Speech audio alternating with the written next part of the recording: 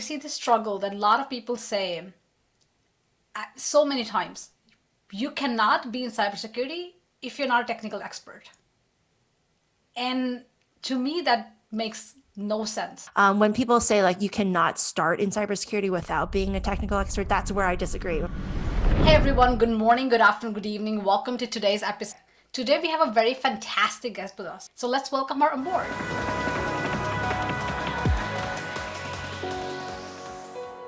Hi Naomi, how are you doing? Welcome to the podcast show today. Hi, Monica. I'm so excited to be here. Really great to have you on the show today. Let's maybe jump right into it. But before we do that, can you say something about yourself and maybe share a fun fact with the audience? Yeah, so my name is Naomi Buckwalter. I've been in IT and security for over 20 years, I would say. I am pretty old. I've done all kinds of things. I started as a software engineer, moved into application security, moved into various other roles, and now I'm in a security leadership role. And my special thing about me, I would say, let's see. I was born with something called perfect pitch, and I think it's funny because not a lot of people have this ability. And I thought my entire life that everyone could do this, but it's essentially just hearing a note and telling you what it is. And what's ironic is I can't sing, so I can tell you what note you are singing, but I can't sing myself. So it's yeah, quite useless, but it is something that sometimes not a lot of people know about me. Fantastic. It's really interesting though. Lovely. Welcome to the show today. So let's Yeah, hop right thanks. into the episode. Um, let's talk first from a talent perspective. Talent gap. On one hand, we're seeing companies struggle with finding talent in cybersecurity, privacy, or the industry that we are in today, and what we call as talent gap, right? But on the other hand, we're also seeing that we are not able to really find the right talent, or that we have talent, that there are people who are looking for the jobs within our industry but are not able to find them.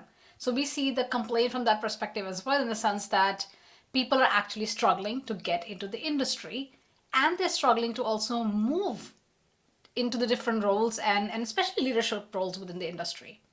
How do these two things actually make sense together? Shouldn't they be mutually exclusive? What is actually going on? Do we really have a talent gap? Oh my gosh, this question, great question. I don't think we have a talent gap. I think there's plenty of talented people out there who are looking to break into cybersecurity. The problem is we don't have enough demand for the entry level folks. Now, where is the demand? The demand is all in the mid, senior, or senior level and above roles. And I know this because I analyzed 1,000 LinkedIn jobs and I parsed out the information for each, job description and how many years of experience. And it turns out I think only about 10% of all open roles for security are for entry level or below. So those internships and those part-time roles. And so what we're seeing is just an incredible supply for the entry level folks not getting met because there's no demand for it, that very basic economics 101. But why is that? Why do we have so few entry level folks getting jobs? It's because people don't really understand that you can't just have a senior level person pop into being. They can't just start from that. No one is born knowing all the things that these job descriptions are asking for. And um, it's hurting us. So a lot of people don't realize this, but you can learn cybersecurity. Like think about how we started, Monica. Like we didn't just learn this after a day. It took us a few years. We got our wheels under us and we started going, but we started learning. And that's the thing. Like anyone can learn this. Some people can learn it more quickly. And I'll say like I'm a fairly intelligent person. I think I was able to pick it up pretty easily. But there's so many people who are way more intelligent than I am, Monica. There's so many smart people out there, and I've talked to so many of them. Some people like come from different backgrounds. There's one lady, she came from a marketing team, and she passed her Security Plus after 2 weeks of studying. Like to me, that's incredible. Just that kind of level of intelligence and talent is out there, but hiring managers refuse to give people like that a chance, and it's so hard for these folks to show what they can do because the hiring managers don't see their potential, and it's unfortunate. Right? I mean, because absolutely, the point really is correct that there is something known as talent, right? Some people are talented, some people are intelligent, they have different IQs, they have different EQs. But then there is skills, there is a skill set, and it's not just talent.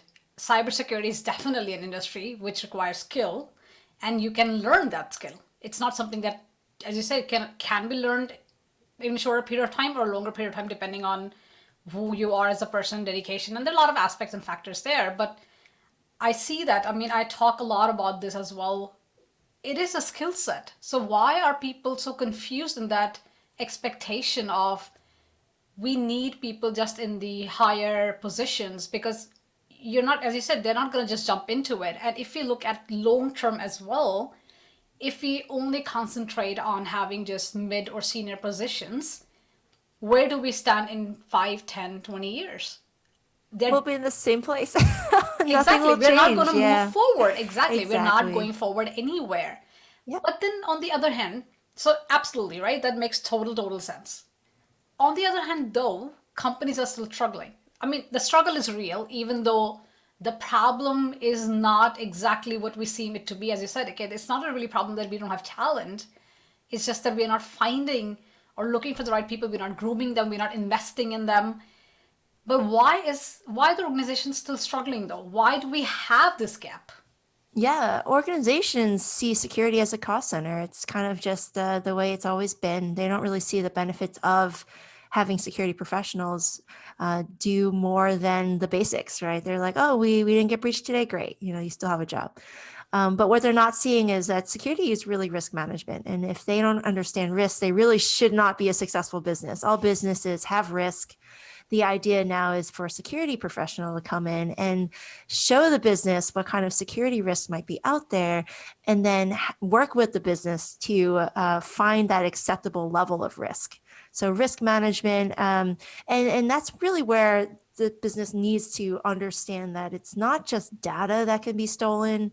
People's livelihoods are at stake. Like we just had that Colonial Pipeline ransomware attack. Like people's lives are being impacted. Civilian lives are being affected. This is an actual war.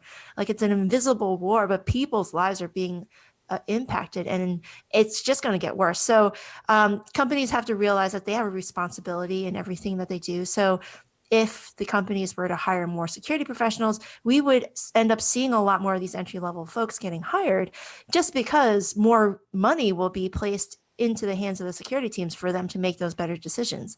So instead of having security teams rely on automation and tools, which by the way, not every single company will have the ability to do that, because what is it? 99.7% of all businesses, at least in America, are small and mid-size. That is fewer than 500 employees. But 43% of all breaches occur for SMBs, small and mid-sized businesses. So there is a disconnect here. Some companies just don't understand what they don't know. Like they don't know that they need to hire security people. They're just saying, oh, we're too small to be hacked. No one's going to ever want to hack us. Well, that's really untrue. Like if you're on the internet and you have a public facing presence, like people are going to be interested in you for a number of reasons. So companies that think that they're just not a target, or they just don't feel like they need to spend money on security, they're going to be the ones that are going to have that rude awakening, Monica. They're going to wake up one day and they're going to say, oh my gosh, our entire database is out there for the public to see, and now we have not only fines to pay, but our customers have lost trust in us, and we are just sinking money now. And so now it's a little too late to start throwing money into the security team, because guess what? Like it's already happened. You already been popped. So companies need to put more money into security and realize that it's not a cost center, more of a risk management center. Like focus on the risk management part of it, not the fact that, oh, that money isn't spent in a good way. Like that's actually, it is being spent in a good way. Let's look at it. Let's think critically here. Yeah, absolutely, right? And that makes total sense, because cybersecurity at the end of the day is whatever we do in cybersecurity is kind of like different controls to manage risks connected to the cyber world. That's basically what it is. So it boils down to risk management nonetheless. There's one other thing that I want to talk about, because we talk a bit about talent, supply, demand, and organizations struggle to really understand this as cost center versus a risk management center, as you say. One other thing that I have experienced quite a lot, and as you said, the journey we have come from, I come from a hacker background. I come from a very technical background, but now I've been in leadership roles for many years, 7+ years. And in my leadership roles, I have learned one key thing is to sometimes to change your thinking. You need the mindset, right? You need to understand the business, you need to understand the risk, you need that mindset. So even though I come from a technical background, I had to leave some of the thinking to embrace something which was new and different from a technical perspective, and to embrace the business, to embrace the different aspects of people, process, and technology. But at the same time, we see the struggle that a lot of people say so many times: you cannot be in cybersecurity if you're not a technical expert. And to me, that makes no sense. I mean, yes, you need to understand and have some technology understanding, obviously. But why do you feel that people are so hellbound on ensuring that only technically expert people come into cybersecurity? What's that really about? Yeah, I mean, I get that we need a certain level of understanding of technology. When people say like you cannot start in cybersecurity without being a technical expert, that's where I disagree. I'm like, actually, you can Right? start in cybersecurity. You don't have to be an expert in anything. You can have a real great interest in something. Like when I got started, I knew nothing about security. I didn't have any certs. I didn't have any degrees in security. I just knew how to write computer programs. Like that was it. That was my thing. And then moving from that into application security, now how to secure programs. It's kind of the same thing. If you have an interest or you have a technical background in something that's tangentially related, you can always move into security because security is everyone's responsibility anyway. You're just doing more of it. So take any role in any organization, there will be an aspect to your job that requires you to do some security. Like you choose a password that is unique and a passphrase that's like 17 characters long, right? And like those are the things that everyone should know how to do. Unfortunately, that's not something everyone knows that's their job. Like security is everyone's job. And therefore you can't have the same thing. You can't be like, oh yeah, security is everyone's job. Oh, and by the way, security can only be done by people who are technical experts. Like that doesn't make any sense. Like how are you going to get people who in their day-to-day jobs aren't security professionals? How are you going to tell them like, all right, yeah, security is your job. Oh, and by the way, you have to be a technical expert at the same time. Like that doesn't make any sense. So if security is everyone's job, yes, we will have people who have to just do the basics and that's going to be their job. That's totally fine. We also need the security professionals who have to be experts in some things, not all the things. And there's different domains. You can do GRC, you can do vulnerability management, you can do all the different things that don't really need hands-on keyboard, 10 years of experience doing things, setting up racks. Like you don't have to do all that in order to be a cybersecurity professional. There's no reason why you need that full-time IT professional experience. And maybe that was true 20 years ago, but cybersecurity is now broader. I like to say, I use the term loosely. It's not really cybersecurity, really. It's information security. Information security covers a breadth of domains. And if we just start focusing, it's like, oh no, it's just the security of IT assets. Like that is one part of security. Information security, IT security is a subset of information security, but information security as a whole, no, you do not need to be an IT expert at all.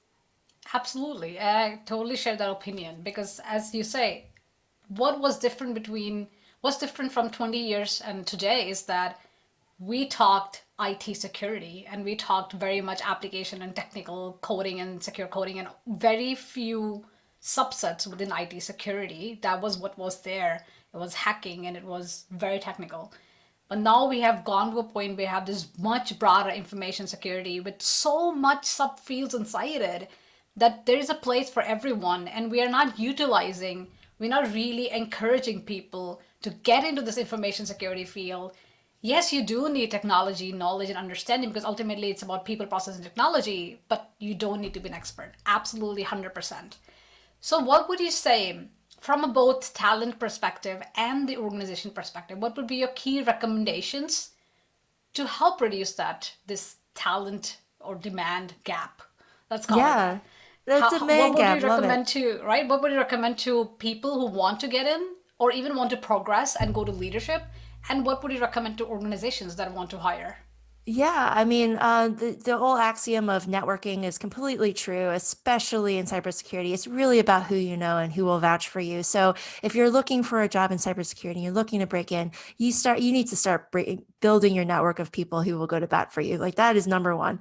You can have a great resume, but if nobody will go to bat for you, you literally will never get in front of a hiring manager. So you need somebody to actually vouch for you. So put out your information out there, like be visible on places like LinkedIn and Twitter, and get people to know you, get people to see you as a human with skills and talents, and not you're not just a piece of paper, right? Be beyond your two-dimensional bounds of your resume. Now, for the hiring managers, on the other hand, and here is where my fight is, I want hiring managers to understand that they don't need the unicorn. They don't need somebody with 10 years of experience in X, Y, and Z before they can join your team. You can take them as they are, full of talent, critical thinking skills, emotional intelligence, empathy, soft skills, human skills, whatever you want to call them. Those are the things you can't teach. What you can teach are things that you learned yourself. So cybersecurity things, security principles, the OSI model. Like these are things that are freely available resources out there on the internet. Anyone can learn them. You have to just get over yourself, hiring manager, and know that your job can be done by anyone with the right basics, which is just critical thinking, communication, emotional intelligence. Those are the basics that you need. You don't need the fact that you know how an operating system works. You don't need that. And you need to admit to yourself that it's not that difficult to learn.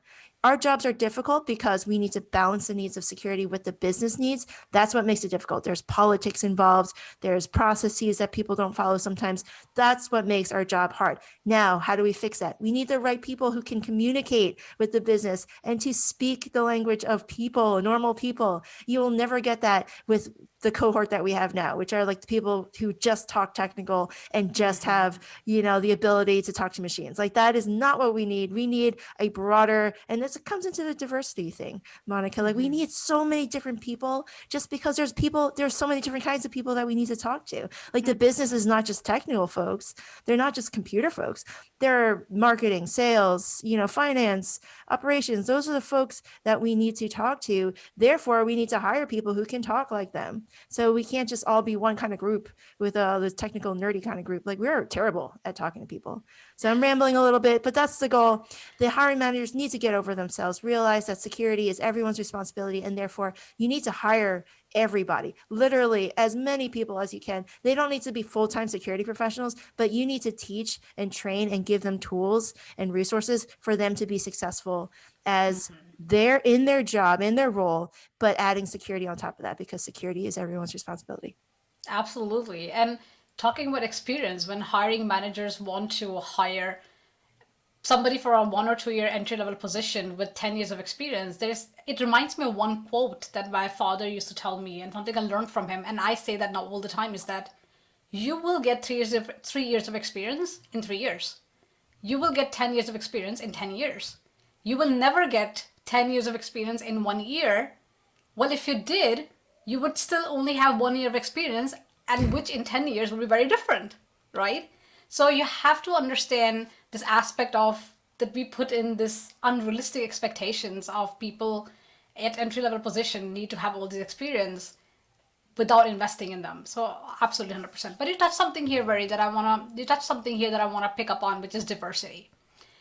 When we talk about diversity, equity, and inclusion, this is my biggest struggle that I at least understand, and I want to hear your thoughts on it. On one hand, I obviously don't want, as a woman, as a minority, as a brown woman, to get a job because of those reasons. At the same time, I'm not a German CISO. I'm not a Indian ethnicity CISO. I'm not a female CISO. I'm a CISO. But on the other hand, at the same time, we want to talk about, and we need to talk about representation. We need to talk about diversity and inclusion. For me, these are not mutually exclusive. But at the same time, we see this struggle in the industry where people are either so pro or one side or the other side. They're like, yeah, either you talk about diversity and then you can't be saying that you're not a female CISO, or if you say you're a CISO and not a female CISO, you can't be talking about female equity or equity in general in the industry. And I just don't get that. What are your experiences? What struggles have you seen? I agree with you. I think that we need to have a broader conversation and just normalize language of not having to say female CISO and not being like, oh, you have to say female CISO, otherwise you're not a feminist or whatever. Like it's just so confusing. The whole idea is like we're in female bodies, but that is all. Like we're essentially souls having like a female experience for all my female listeners out here. But same thing with men. Like there's souls that are not gendered, but they're in male bodies. So the idea is like, let's see ourselves as souls first, which we all are. And therefore, if we can see ourselves as like spiritual beings, like, everyone kind of knows that there's something going on with consciousness or something. If we're a conscious being having an experience within a physical body, and it just so happens to be a brown body or a white body or a female body or male body, that's what's really holding us back from having the real conversation of like, how are our spiritual selves being brought into its larger conversation of like helping in security or being a security professional? Because that's what it really is. It's just labels at this point. We're not really seeing ourselves for ourselves. We never see past what we see in the mirror right in front of us. Like, I don't know if this even answers your question, but this is where I am in my life right now, is you really need to see people as their consciousness or as their spiritual self, because once you do that, you realize the labels that we put each other in are just holding us back. And so that's what's happening in our industry. We're trying to put each other in a bucket and be like, oh, we need to hire more for this or hire more for that. But we're not really understanding that those are just the containers of ourselves right now. Like that influences our identity to an extent, but the larger extent is like our souls, our consciousness, and our being, like our ability to affect other humans in a good or bad way. And that is what I wish other people could see too. It's not just the containers we're in, it's more of the spiritual side. I know it's so crazy. No, I mean, ultimately, it's all consciousness, and we are All consciousness. utilizing, yeah, it is. And we are talking about utilizing what skill sets do we have, what talent we are putting to use, what opportunities we provide, fairness of opportunities, independent of any kind of label. But that's the point. What I struggle with is that we do need to have these conversations, not because I am a female CISO, but because we need to have better representation in the organization, in the society. And one of the things I have seen and I totally believe in is innovation through inclusion or progress through inclusion. So, and why do I think that? I mean, touching on the topic that you're saying, it's more about not just diversity in what we see, but also diversity in what we hear. To me, that makes total sense. Why is it so hard for people to understand that we need to really have different kind of ideas and talents and skill sets independent of labels? How, what does innovation through inclusion mean for you? Oh, yes. It's looking beyond those, I call them the lazy labels where we've got skin color and gender. Like those to me are the lazy labels. There's a whole other set of criteria that we can like talk about, because we don't really talk about, background, education, your, where you grew up, kind of like in the middle class or the upper class. We don't talk about that because all of that brings identities and characteristics and personalities that you won't get if you're always hiring the same kind of person. And yes, you're going to end up with the same. I'm not really answering this question right, but I'll tell you a story. Like I was at a company called Vanguard, very large mutual fund giant. And here's the thing, it Right. had plenty of diversity, had plenty of different skin colors and ethnicities and nationalities and different genders and great. It looked great. But the problem was everyone thought the exact same way. Like it was very interesting to see. So even having a fully diverse staff and like you had plenty of representation through all the different levels, and it looked wonderful, Monica, it really did. But the whole problem was not a lot got done just because everyone thought the same way. Everyone was in the same echo chamber. They would just say, oh yeah, that's exactly what we need to do, because they were afraid of stepping outside and being that different voice and just saying, here is what I'm really seeing the problem is. No one's willing to like disagree with one another. They're all just like, oh yeah, everything is great, but there are so many problems. There's so many hidden problems because of that. And even if we achieve our goals of diversity, Monica, I don't know if we'll ever get to the root of the problem, which is like diversity of thoughts. It's like the ability to just say the truth and have everybody understand like, oh wait, yeah, maybe we can think about this critically and about this problem And yeah, maybe the way that we've been doing it is completely wrong. Like we need people to take us outside of that box that we've been thinking about the entire time, no matter what person that person looks like, whatever that skin color is or their gender. Like I think it's the diversity of thought that we need desperately. And it's not the fact that we don't have enough representation in certain buckets, the lazy labels that I say. Makes total sense. I mean, innovation to me requires change. And change can only come when you embrace diversity of ideas and diversity of opinions. Yes. Absolutely, 100%. So let's start wrapping up the episode. I think we had really amazing conversations. I at least had fun. What would be your key message talking about all this talent gap demands and diversity inclusion? What would be your key message to people that are looking to either break into cybersecurity or break into leadership, and your key message to organizations? Yeah, for sure. So key message to people trying to break in, don't give up. It's worth the struggle. You're gonna struggle for sure. There's plenty of people out there who are looking for jobs, and you're no different. You just need to think critically about what you are trying to do and how you can get there easily. So network with people, put your thoughts out there so people can consume, bring value to others, because when you start doing that, you'll start noticing something happen. People come to you. You don't have to apply to jobs. You'll see the recruiters come to you and be like, hey, I saw you post about something. And that's a really interesting article you wrote about that one thing. Let me just talk to you about this role that we have. Like you'll notice that happens all the time. For the hiring managers and the companies that are looking to hire the unicorns, I say think critically about why you want to do that. Is it because you want someone with immediate ROI? Or are you looking at the bigger picture? Are you looking to grow somebody into the security professional that you want, and therefore have a whole cohort, an army of security professionals? That would be way better than just that one person who's going to be overworked and understaffed. Like you don't want that person to quit on you, because you need a sustainable security person. Like they're just going to end up quitting on you. Like this happens. So do us all a favor, think critically about why you do certain things, and then realize that maybe the way that we've been doing things all along have been wrong. So we're evolving as a security community. We're evolving as an industry. Now it's time for everyone to realize that we have to grow up now. It is not just about the way we've been doing things, because look at the news, everyone. Things are happening out there and we are helpless to stop it. The cyber criminals are winning. Absolutely. And you touch on something about culture, and I believe that's a whole episode in itself. We should take it in the next episode at some point. But that was lovely, Naomi. It was lovely to have you on the podcast show today. Thank you so much for that. Thank you so much. That was today's episode. We talked with Naomi Buckwalter today about talent gap or demand gap, diversity, inclusion, equity in cybersecurity, how important that is, what are the struggles that we're seeing, and what we can really do about it. I hope you enjoyed the show. I had really fun talking to Naomi. Thank you again, and we'll talk very soon. Until then, make sure that you tune into the podcast show. I'll talk to you very soon. Take care and stay safe.